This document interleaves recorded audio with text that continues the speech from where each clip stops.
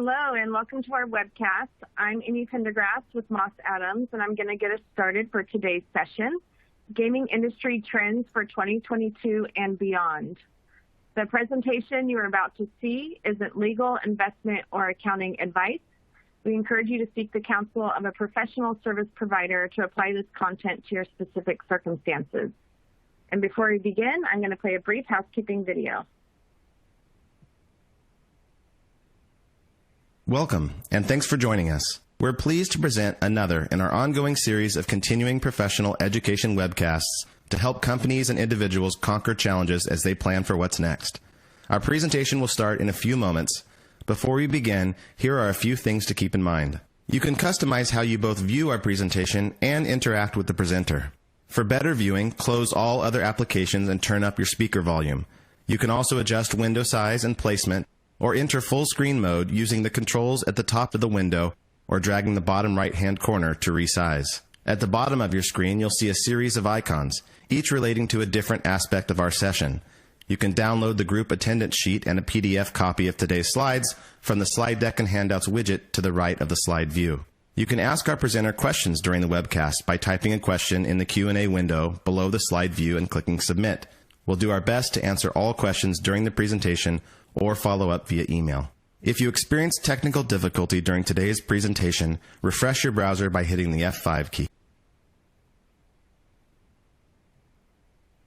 All right, now that we have that out of the way, I would like to turn the floor over to Stan Luker, partner here at Moss Adams. Stan?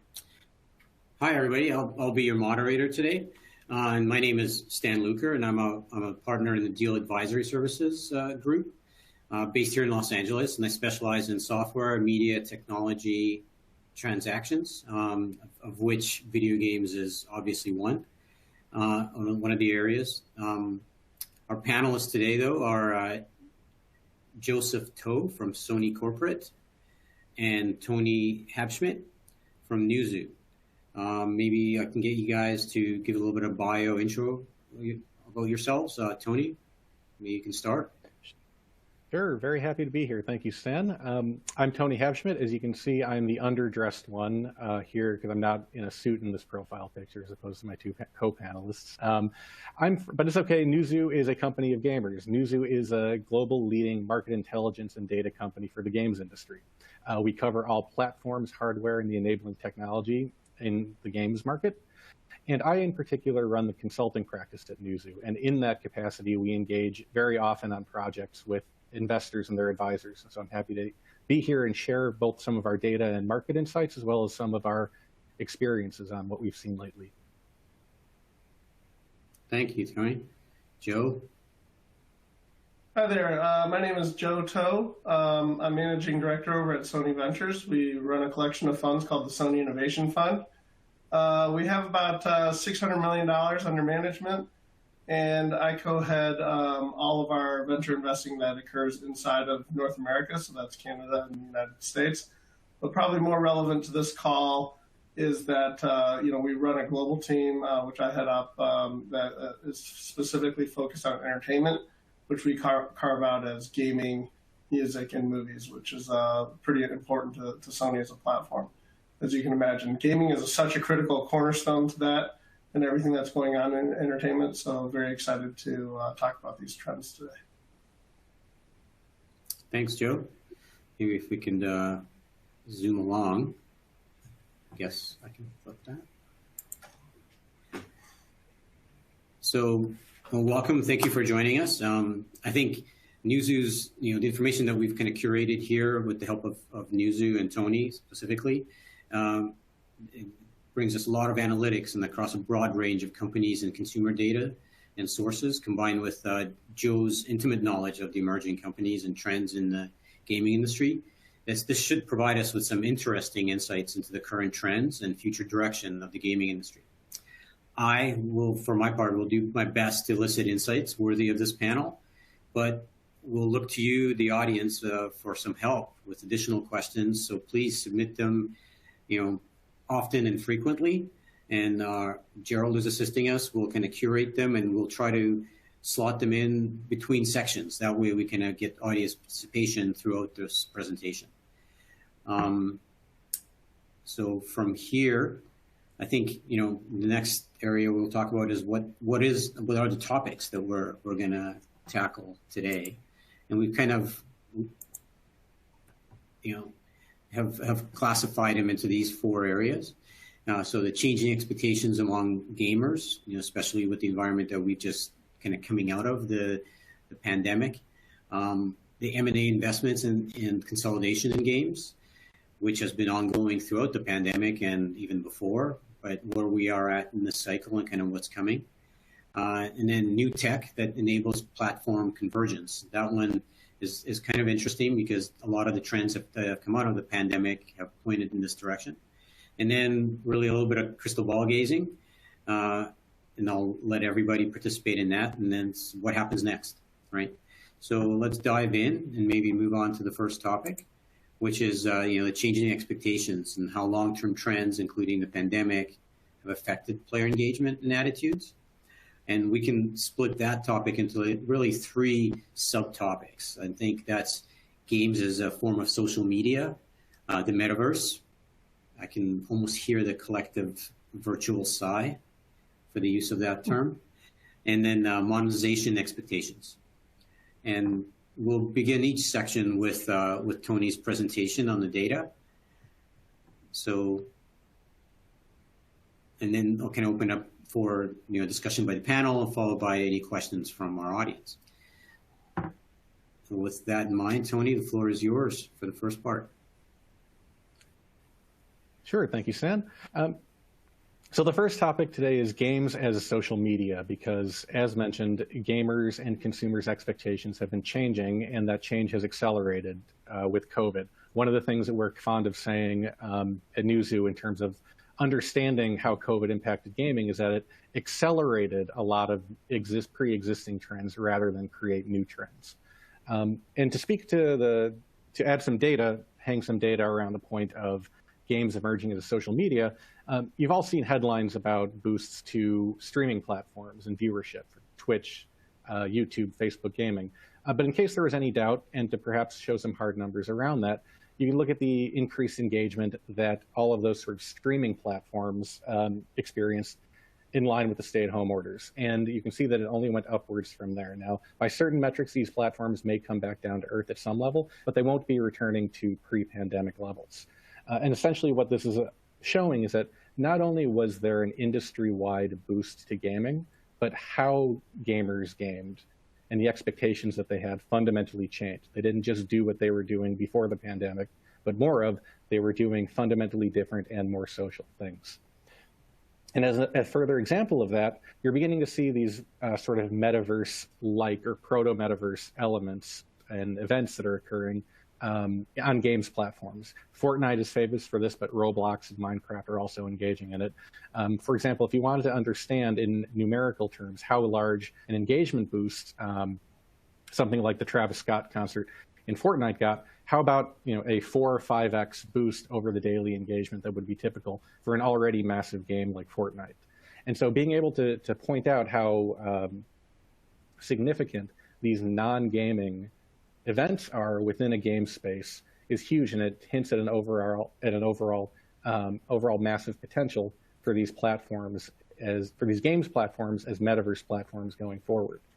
And just to contextualize that, it's not just music concerts, but there are a plethora of opportunities from movies and trailers to brands and IP to all sorts of different crossovers to exist in this space. And I'll close this section by saying that something Newzoo is also fond of saying is that games have evolved from incorporating social media-like elements to becoming social media unto themselves.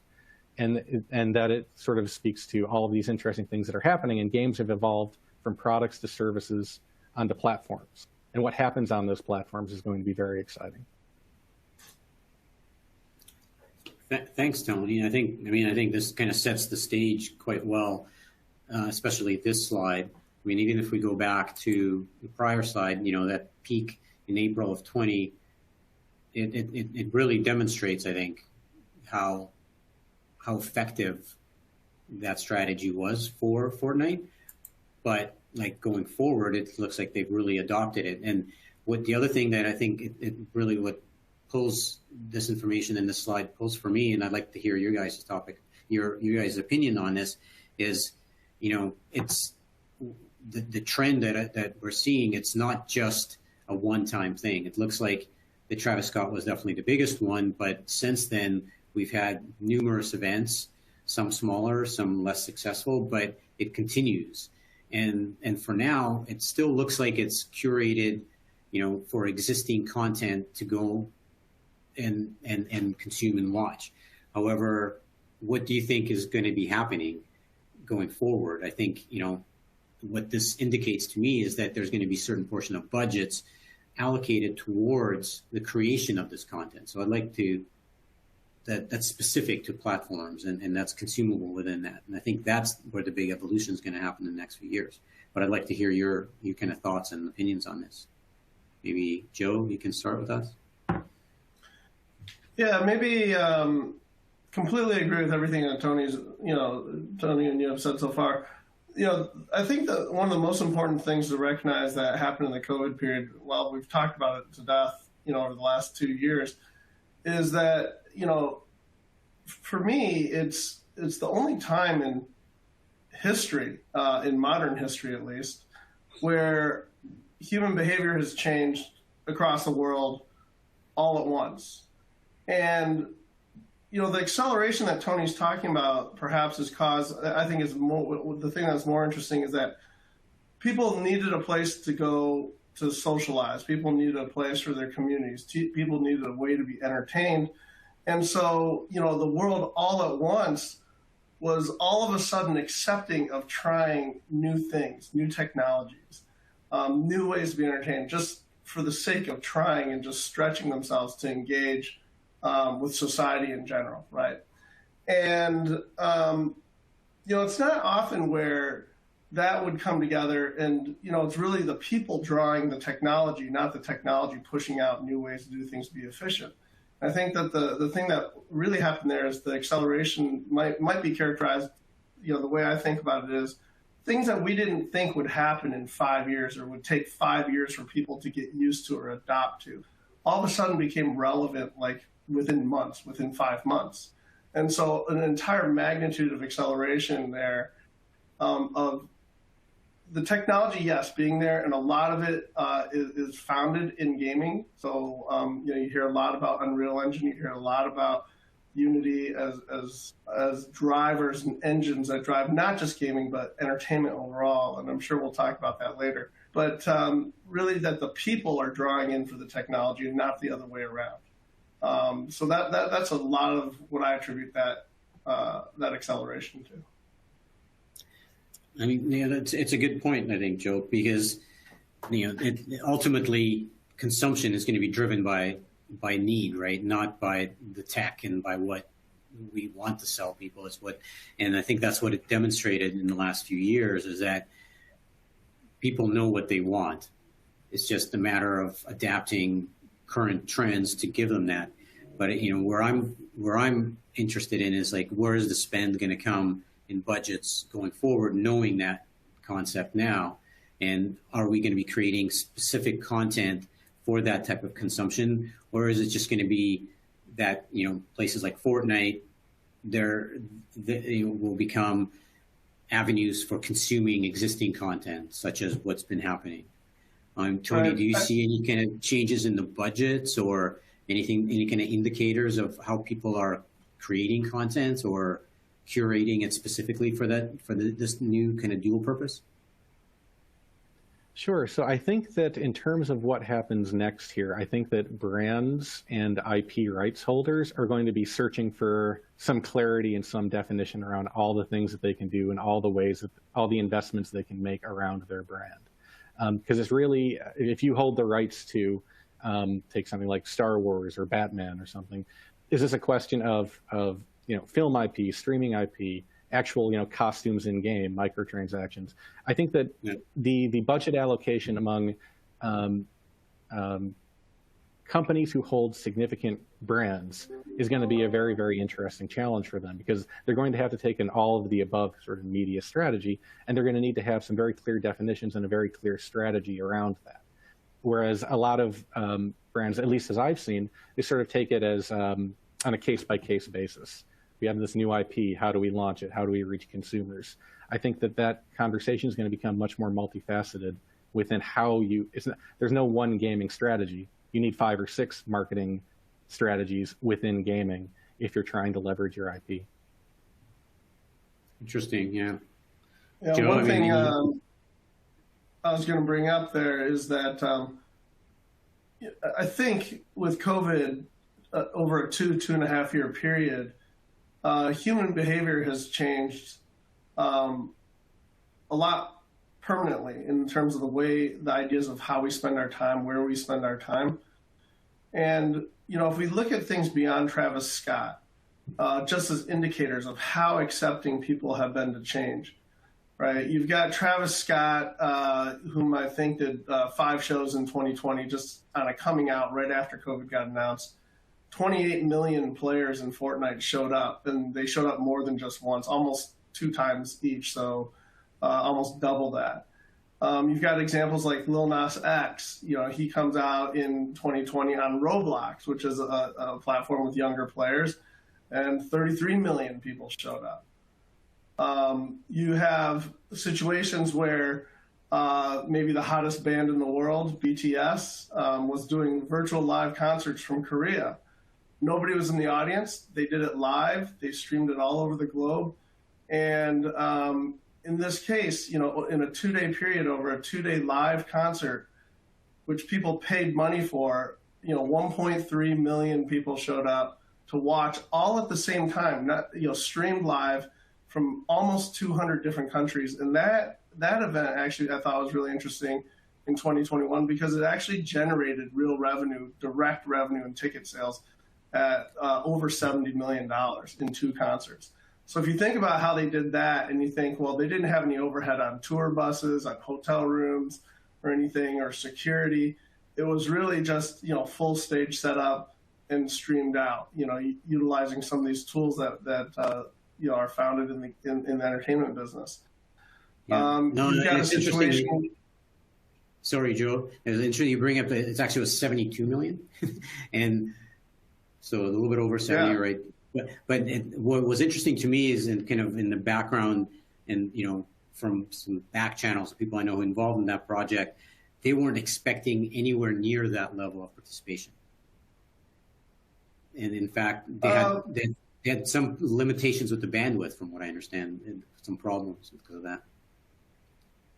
Yeah, actually, BTS had actually done a concert prior to that didn't generate nearly as much, but did generate a substantive amount of revenue. The company behind was expecting 72 million. Yeah. I mean, that's in ticket sales alone. Lil Nas X and Travis Scott, while their events were free, the amount of merch that went out is where a lot of money was made. So, that's where you start to get these digital experiences that transform into revenue opportunities in physical goods or even digital assets. So while the concerts were well attended and free, revenue was generated another way. And this kind of gets into that, the brands and the advertising and how brands look at some of these things. But, I'm just thinking about over the 2020 and over the 2021 period, there are some pretty substantive events that go on that have gaming at its core, either in its infrastructure and tool set or in its players, that have shown and demonstrated that people are finding new ways to be entertained and new ways to be together, to stitch together that fabric of community and social being. And so, just to round out the thought, a couple other things that come to mind. The Mandalorian, which, for Sony is an important mark for anybody in movie production because it utilizes things like the Unreal Engine, which is made by Epic, to do something called virtual production, which, reduces almost to zero the need for doing on-location shoots, which changes the timeline of, bringing productions to market, the costs associated with them, and even the safety involved over a COVID period. One of the more interesting things that I just want to close out on that idea is that if you look at the kids over at Berkeley, the students over at Berkeley in the period in 2020, College graduations, they were barely even happening because nobody knew what was going on. The students at Berkeley actually built out the entire campus in Minecraft, invited their grandparents, invited their parents into Minecraft to hear graduation speeches, and it was followed on by like a 2-day electronic music festival. So, people are finding ways, and I think that they might not all be permanent, but it's very clear that in these last 2 years that there's some stickiness to not going back to the way it was, and these opportunities are coming clearly into the scope of the entertainment business. And maybe with the latest word that everybody kind of rolls their eyes at is Metaverse. These are all examples of elements of Metaverse-like behavior kind of coming to light. Maybe I'll give the floor to Gregory, who's asked a question from the audience. And his question, you guys can take a turn, but I think it's maybe more appropriate for Tony. Is content development for existing games growing at a much faster rate than new release, like AAA, AA games? And how are these trends going to affect the budgets allocated to outsourced production services, localization, audio services, game development? My instinct, but I'll let Tony ask, is that it's all going to increase. And, majority of budgets are always going to go to AAA games, right? But I think the overall increase will fund the indie studios, indie games. We'll talk about that a little bit later, an alternative source of funding. But, I think it's good for everyone. The budgets are going to increase all across the board because of this indication of demand. Tony, what are you seeing? Yep, it's a great question because I think that I agree with everything you said, Stan. I think that if you were to map this out between small and indie, mid-sized, and AAA studios, you might have seen a spending curve that looks like a straight line. What's happening is two things. Number one, the cost of development for indie games and single-A games has collapsed very low thanks to the accessibility of engines like Unity. Is that now that curve might look like a very, very low development budget for lots and lots of small games, and then it would spike towards the AAA end of that spectrum where you see a lot of budget going into preserving these AAA franchises. And what you indeed see a lot of development budget go to is taking IPs, game franchises that may be less than 5 years old, and turning them into forever franchises by turning them from single release games into live op games that players have a reason to come back to season after season, year after year. And so there are the franchises that have been around for decades and will be around for decades to come, but there's also a huge investment being made in making some of these newer franchises stick.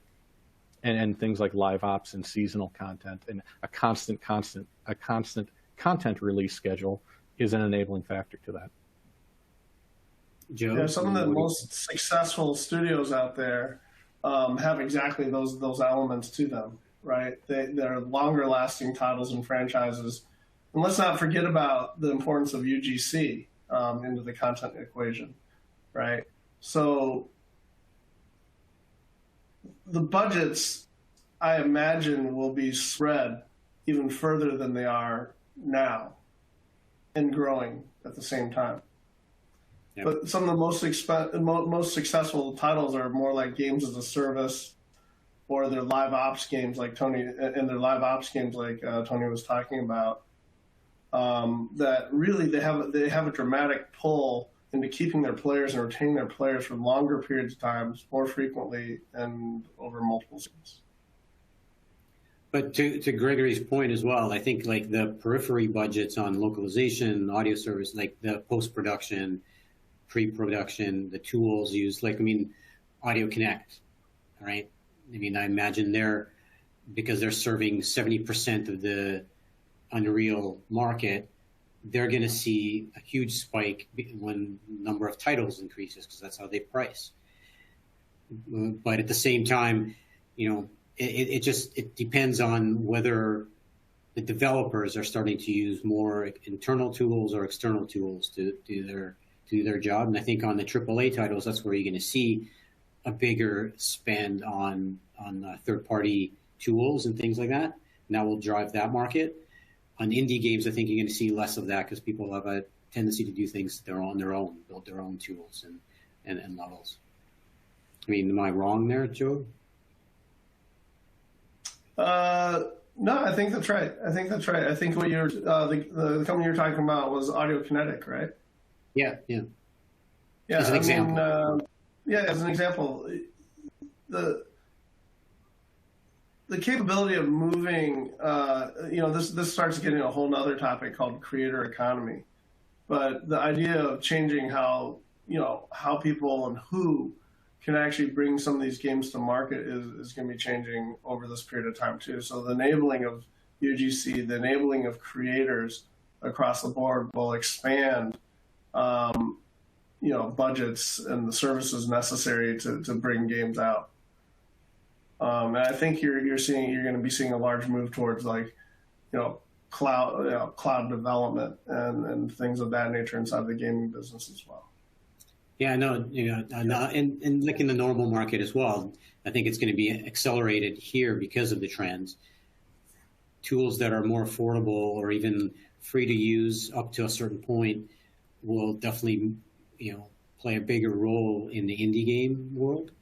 And if I was a betting man, I would definitely go out and start a company providing some kind of services, development services to indie houses to work on remotely, and at least not charge them in the initial point until they're starting to monetize, or at least demo the games, and that would gives you an entry point to compete against guys like Audio Kinetic and established players. And I think this is a good time to do it because the volume will definitely increase. And then also the ability to produce non-game content and integrate it into game platforms. That's going to become important as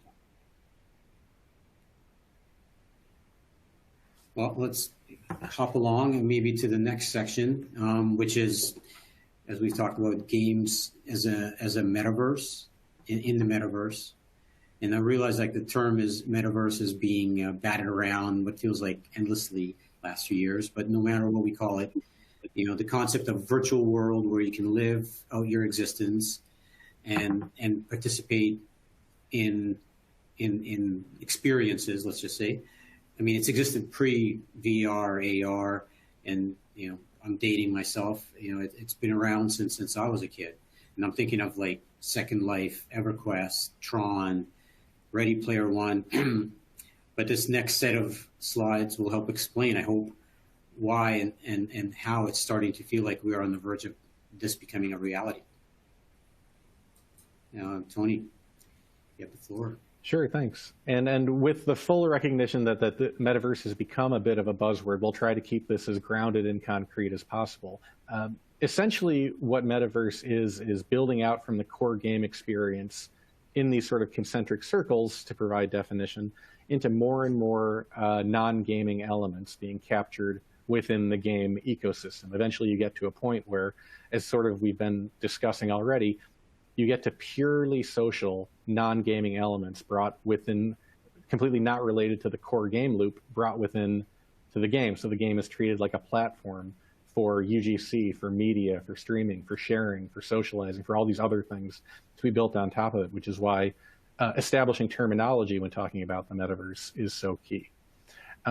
Just a quick slide to point out that two of the key elements of that definition are persistence and portability. The idea that you will have some sort of digital avatar or identity that persists, while you're not logged in. But the portability element is also a challenge that that has not been addressed yet. How do you take your character from Fortnite and bring it over to Minecraft or the sandbox? And will we ever get to a point where where interoperability issue is solved?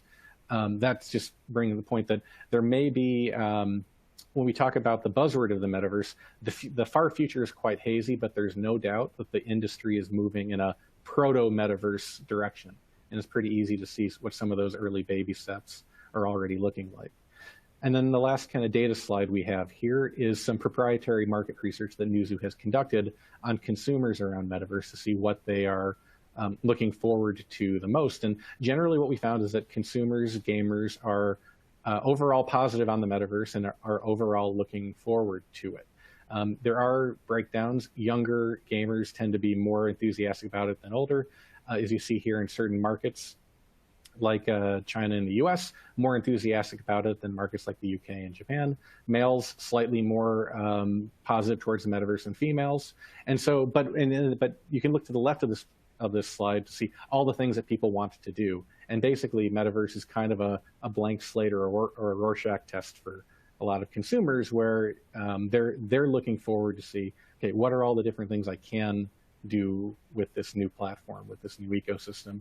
And it's up for the supply side of the market, the games, the publishers, and the infrastructure companies to figure out how to offer those experiences. Thanks, Tony. Yeah, no, I think, what strikes me the most about all of this is clearly there's demand, right? We can't deny that. But what it feels like, we're just waiting for that one, for lack of a better phrase, killer app. I know it's been batted around lots, to get everyone immersed. And it doesn't necessarily, when I say killer app, it doesn't necessarily mean one game or one application that everyone's going to use, but something that draws individuals into the metaverse on a repeated basis to participate and to use different optionality within there, whether it's you want to buy or sell goods, you want to play a game, you want to interact socially with your friends and peers, or you just want to participate passively and watch somebody play or watch an event.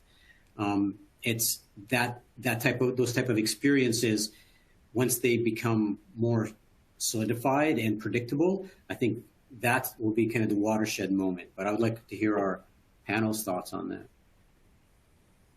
Like, what are we missing to get us over the line?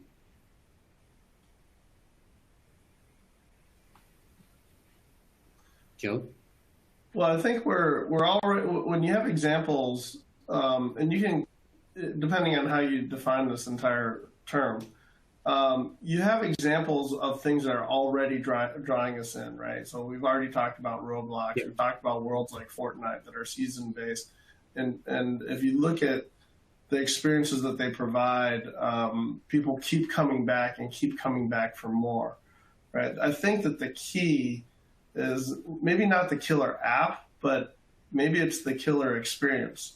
What is the reason that it's one thing to go and say, go into a metaverse, maybe you're registered and you go and you want to explore and you say, oh, wow, that's really cool.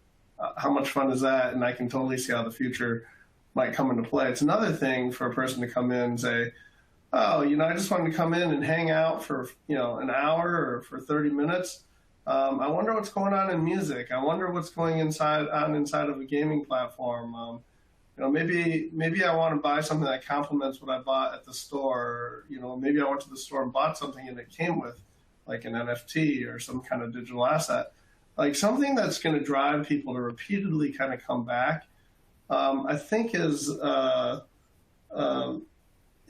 not quite there yet, but the brands are already catching on to it, as Tony kind of brought out. If you look at things like Nike buying Artifact, which is a digital shoe company, right? It's a very interesting acquisition. If you look at the fact that they are also buying storefronts in Decentraland and other kind of metaverse-like environments, it's interesting. So it's already indicators that major brands are already thinking down that route. Mm-hmm. But if you go in and experience these things, I think what you'll find is you won't find like a frictionless experience, and you won't find necessarily like a way that kind of allows you to do all the things that you might want to do, but you can see examples of it. So there's still a little ways to go, especially if you start thinking into the NFT crypto market. We're a little ways away from mom buying their son, like an NFT, I think, because it's not the easiest thing to do, and you kind of need to know what's going on. So, but the thing is the area is hot. We see, Meta coming in, or Facebook, and just absolutely go, redefining the company after this phase, because there is a lot behind this. There's a lot of monetization behind this, and there's a lot of killer experiences, but they still have to evolve. Yeah, I totally agree. Tony, anything you can add to that you're seeing? No, I think that we are all I think we're all in agreement. I think that there is a parallel between a lot of these different new technologies that are sort of buzzwords now, that they're waiting for consumers to be able to do something that they can't with the legacy or current technology. And when that happens, that'll be the catalyst. It's not just that it's cool. It's that it's cool, and there's no way I could have done this with the tech 5 years ago. And I think that everyone's racing to figure out what that is. Yeah. So what's on the horizon? Have you seen anything interesting that you think is kind of shows potential? From my end, I think that right now I think we'll talk about the barriers between platforms are breaking down, but I think the barriers between gaming and non-gaming are going to start to break down. For example, if you combine gaming, cloud gaming, and streaming, you can get to a point where you may be watching your favorite influencer on Twitch or YouTube. You click a button, and then with a click of a button, you are that character in the game your favorite streamer was playing. The ability to kind of build these instant instances of the game without even needing to install anything. I think that things like that, where the borders between watching and sharing and streaming and playing games is going to completely crumble, and there's some very interesting things you can do around that. Just to name one example. Yeah, that's a good point. Before we close this out, Joe, anything you want to add to it? No, I think we've covered it pretty well. Yeah. So maybe we can move on to the next one. The expectations around monetizations and the P2E kind of infrastructure. And as a gamer, or I guess casual gamer, I don't have much time to play anymore, like many of us. I'm enticed by the content, right? But I have to admit that as a business person, I'm both intellectually and professionally intrigued by the various monetization options available. And the implications of these on financing content, and especially for indie players, also, just the ability for people to subsist wholly within the metaverse and monetize and generate revenue and create and consume and spend that revenue on products. That's very intriguing to me because it's a whole other infrastructure and industry that we can focus on. I think this next set of slides, well, not all encompassing, obviously, should foster a good discussion on what is currently possible, what's in the future. And in fact, it was very educational for me when I first saw them in that this is already happening, right? Where I thought it was still had the potential. So Tony, maybe educate us a little bit more on this. Sure. And also fully aware that play-to-earn gaming or NFT gaming is another topic that can elicit groans among a certain segment of the audience. And so to keep this grounded, I think that the point you made, Stan, is very important because just as context, gaming monetization was already becoming extremely hybridized before play-to-earn stepped onto the scene. And by that, I mean, if you look at innovation in games, particularly innovation in mobile games, creative monetization pathways have been very, very highly embraced, particularly by younger gamers. And I'm thinking about things like rewarded video, where there might be in-game advertising, but you can choose to watch more ads and you're rewarded a certain package of in-game items or in-game currency as a way of incentivizing it and generating more revenue for the publisher. Or the concept of an offer wall, where gamers within the game can select to download this app or take this survey and benefit in-game currency from that. So gamers were already becoming accustomed at the fringes to the idea of playing and earning something for themselves while doing it. And then, of course, the volatile but meteoric rise of NFT gaming and the corresponding flow of investment capital into that space has heralded something that we're not quite sure of what the next chapter is going to be, but we know it's going to be different. So you're looking at roughly $2 billion of VC investments made last year. You get the spike in values to the point where it's at somewhere in the mid to high single-digit billions of just float of the value of these in-game assets that exist on a secondary market. And I think that in terms of what this means for market analysts like ourselves is that it begins to challenge the definition of game spend, or what is a gamer, what is a user, when the unit of analysis is not users here, it's wallets, and one user can have multiple wallets. Or the concept of spend. If you spend $100 on microtransactions in a game, you get the cosmetic or whatever you've purchased. If you buy $100 to mint an NFT, have you spent that or have you invested that? And while the underlying asset may be volatile, it opens the possibility of saying, what does it mean to spend? Because if I buy a $100 stock, I haven't spent $100 on the stock market, unless, of course, it goes to zero. So the whole idea of in-game assets having this sort of residual value in this interesting way, it begins to challenge definitions in a pretty structural way. And as I say, I don't think that all games in the future are going to look like Axie Infinity, but there's enough activity here to say that a certain segment of the market is going to be moving in a very experimental and interesting way.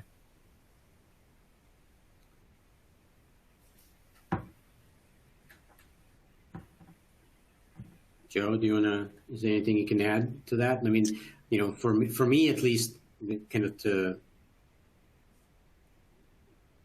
present this topic, like, well, I'm guilty, I'm absolutely guilty of clinging to the past, right? I don't own any crypto, and I carry cash, for which I get made fun of all the time. But I am a true believer that blockchain and then just alternative forms of currency are here to stay. But that's only one aspect of monetization. But I'm curious, Joe, what you're seeing as far as like funding and development dollars going in through that. This is a very hot area of investment, obviously. If you look at Tony's numbers at 2 billion versus 72 just a year ago, 72 million. But maybe, Sam, the way to look at it is exactly what you're saying. Well, maybe you're carrying cash and you don't have a wallet yet, but that's maybe because the right title hasn't come around and it's not easy enough for you to do this kind of stuff. The topic is actually inherently into a much larger topic around crypto, around fintech, blockchain kind of topics. I think that to a large degree, a lot of this, Web3 is probably the overarching theme here. There is a democratization that is happening across, across the web and throughout gaming, and investment dollars are being pushed in. What's really interesting is, A16Z or Andreessen Horowitz just put out a paper on the state of crypto yesterday. And I thought it was a really interesting piece, just talking about some general trends. While there's been some real dynamics going on in the market these last few months and even the last week or two, where certain tokens and stuff have tanked, there's been a lot of investment over many years actually in the kind of where we invest, which is the picks and shovels of what is driving blockchain, what is driving this kind of behavior and these wallets.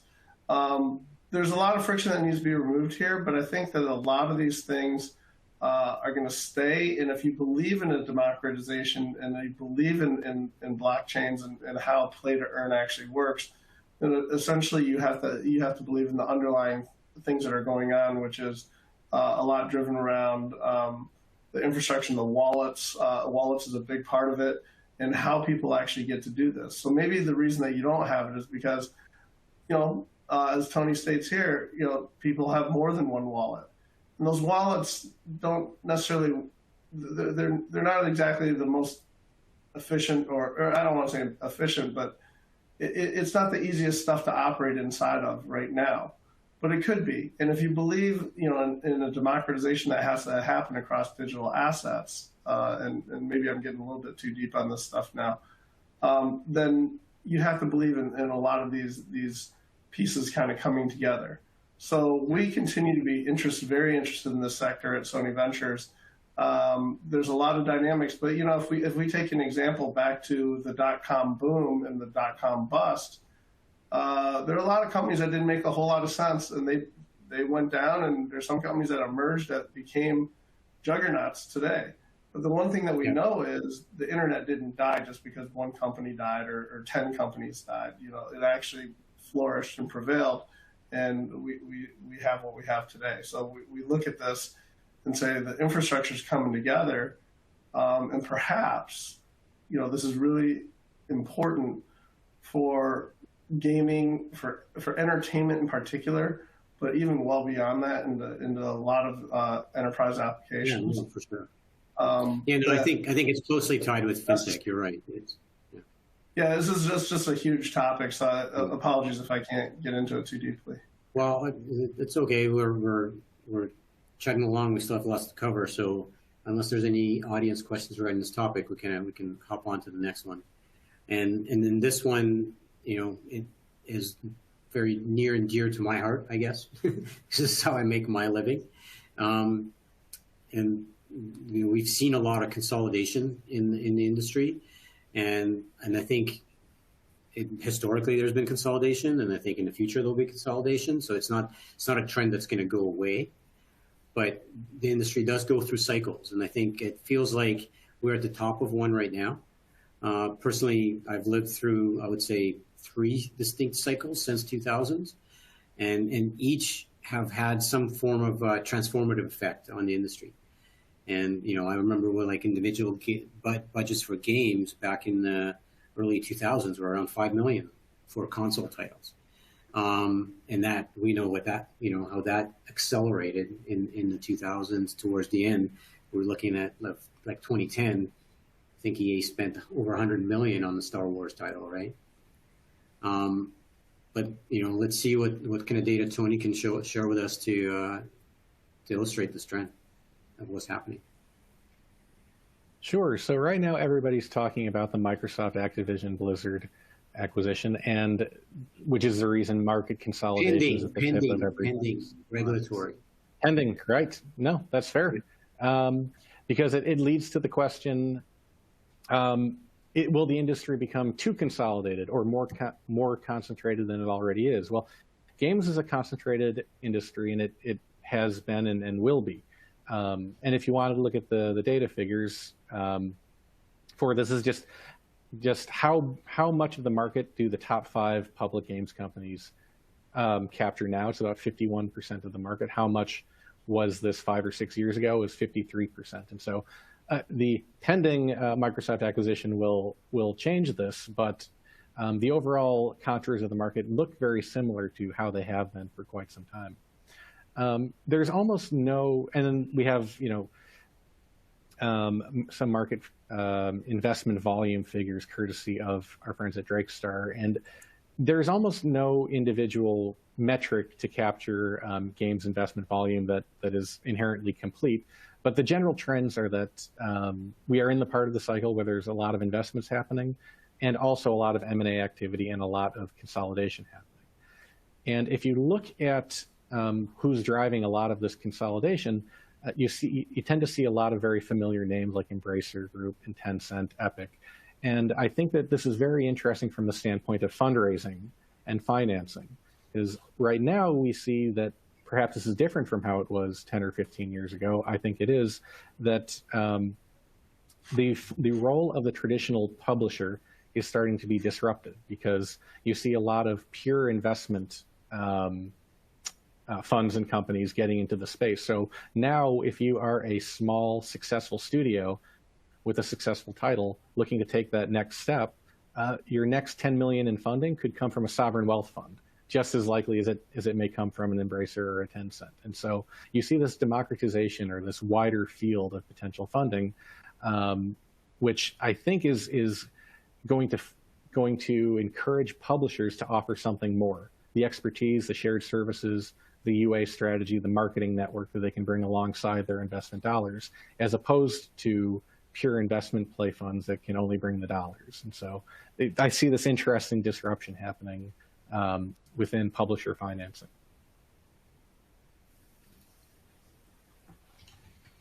Thanks, Tony. I think, definitely an interesting trend. But I think, if we go back up to slide 16 there, I think it is. Yeah, this one. Pending the closing of that transaction, I think, Sony at least on the revenue line, are in line with what Microsoft is doing at 15%. With adding Activision Blizzard, definitely put them ahead. But I think, using revenue as a measure, and I'd like to hear your guys' comments on this, kind of my premise is that it's a measure and it's one indicator, but I wouldn't say that it's the main one.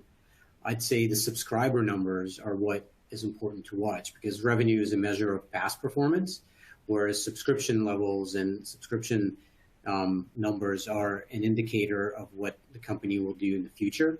And for these public companies, that's much more important, because that's what impacts their valuation on their stock price.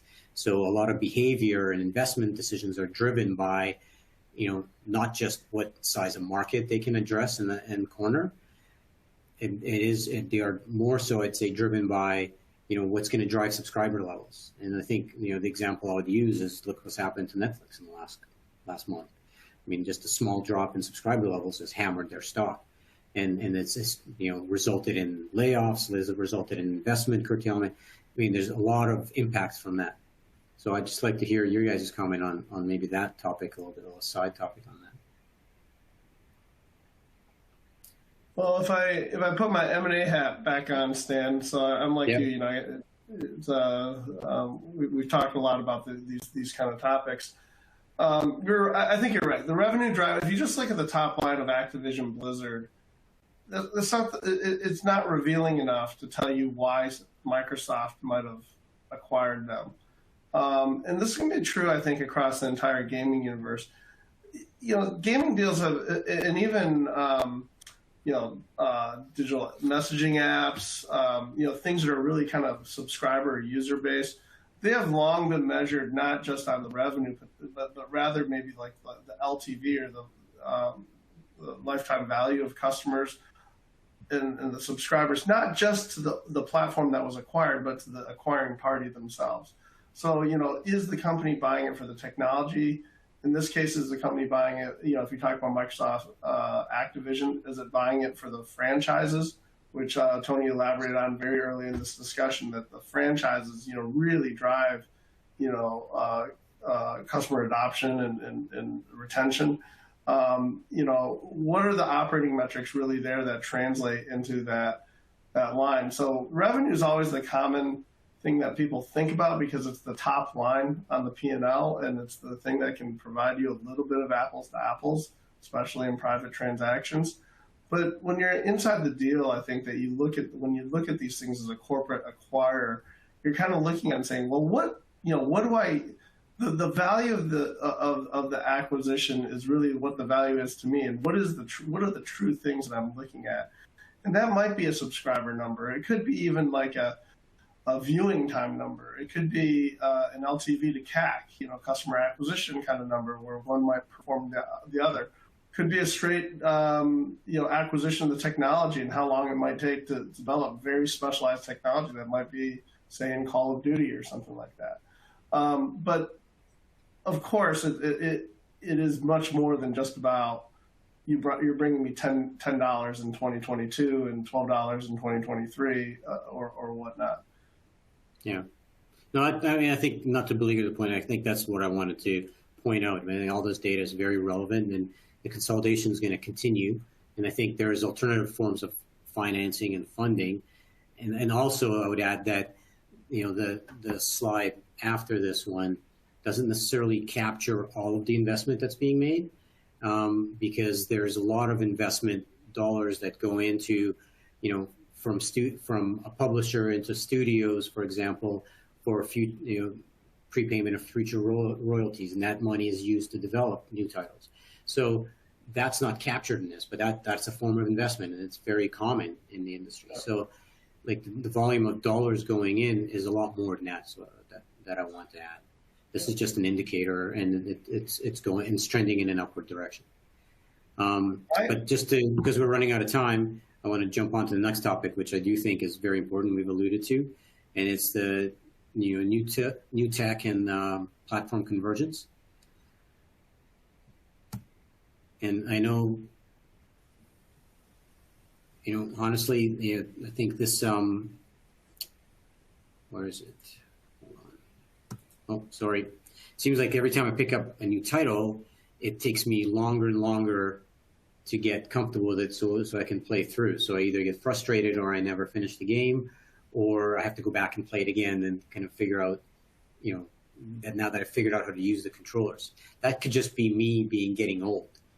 But it seems like there's a lot of new technology, and that's come into the industry in the last 10 years, in the last 2 years, and it's hard to keep up with it and to absorb it. But now with the convergence across platforms, is that going to get easier, harder? What are we seeing with convergence, and how much convergence are we seeing across platforms? I know it's happening, but is it a real thing now? Can I open the floor to our panel? Tony? Sure, and I'll hit on a couple of points very quickly. I think one effect that you see immediately that has already gotten some attention is content fortresses and walled gardens. Within an ecosystem, you want to maximize that CLTV by keeping a user, keeping a gamer, a consumer in your ecosystem, and you can do that by providing them a lot of different offerings, of games and also social media experiences.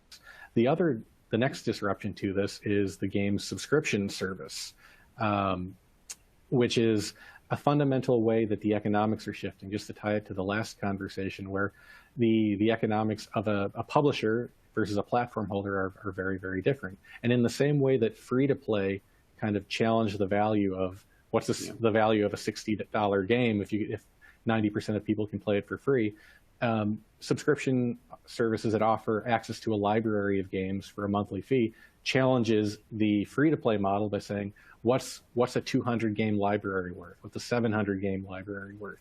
And it very much depends on those IPs. And Newzoo forecasts the console subscription economic mode is one that's going to be rising very rapidly in the future as more and more consumers adopt it. And I would say here that this is not necessarily going to be zero sum between the big content offerings within games, because some gamers will subscribe to a bunch of different games ones and may subscribe away from Netflix or HBO Max. And so, or in some cases, these games subscription libraries are competing against non-consumption. And so what we found is that competition within the games industry is not zero sum. And if you give gamers content, a reason to play, they will follow. And lastly, that technology to that point, there's a lot of interoperability and convergence is happening here. You see tech converging with content libraries and content, B2C converging with B2B, and you see all these metaverse enabling sort of infrastructure technologies that are merging games with social media and non-gaming. And that's all very exciting, and that level of convergence is all happening alongside these other trends. Joe, I know we'll got like 3 minutes left, but throw on your crystal ball. Yeah, I think one of the most intriguing things to ask in some of these slides, starting with the final slide in the M&A thing, is what is really a gaming company anymore, right? Gaming companies that are building outside of the content themselves, we see a gamification of almost everything in almost every sector. Doesn't matter if it's healthcare and wellness, or if it's metaverse, or if it's automotive, right? Game tools have become prominent in the gamification of everything across all sorts of sectors. So let's just say, let's take, for example, Epic Games, which I thought was really interesting, not because we put $1 billion into Epic Games recently, but because Lego did, right? It's, Epic Games, which runs Fortnite, and that is formidable. Unreal, which is their game engine, is powering Hollywood. It's powering game development. It's powering automotive development. It's being used across the board in almost every sector. Why? Mostly because the second you talk about putting a 3D asset onto a screen, you're basically in the universe of a game developer. So all these companies that we're talking about inside the market maps, even the last, Tony, if you could put up the last one, with the overarching circles, these game companies, yes, they may continue to be doing games, but are they really truly gaming companies anymore? And is that how they should be measured? A lot of them are starting to expand out because the market is demanding that, kind of gaming companies are going to power online services. They're going to be powering the metaverse. They've already started, and a lot of it's because the tools, the people, the talent, they're all kind of, the mindset is already there. And so they will become very important inside of a lot of different ecosystems. So I know we're supposed to be talking about gaming here, but it is expanding out. And now we're at the top of the hour. Perfect ending. But, we can go over a couple of minutes. I mean, if you guys want to, add anything to it. But firstly, or anybody has a question, I don't see any from the audience. But I want to thank both Joe and Tony for their participation in this, and a lot of effort went in, on the front end as well, to set this all up. So to our team, Gerald, Amy, thank you very much, and for gathering all this data, Tony. That was a big lift. I think it made this presentation very good. Thank you. Happy to do it. Thanks, Stan and Moss Adams, for bringing us all together. No, well, our pleasure. Hopefully we can make this a semi-annual event, maybe. Throwing it out there. All right, guys. Thank you. Thanks, Joel. Amy? Thanks very much.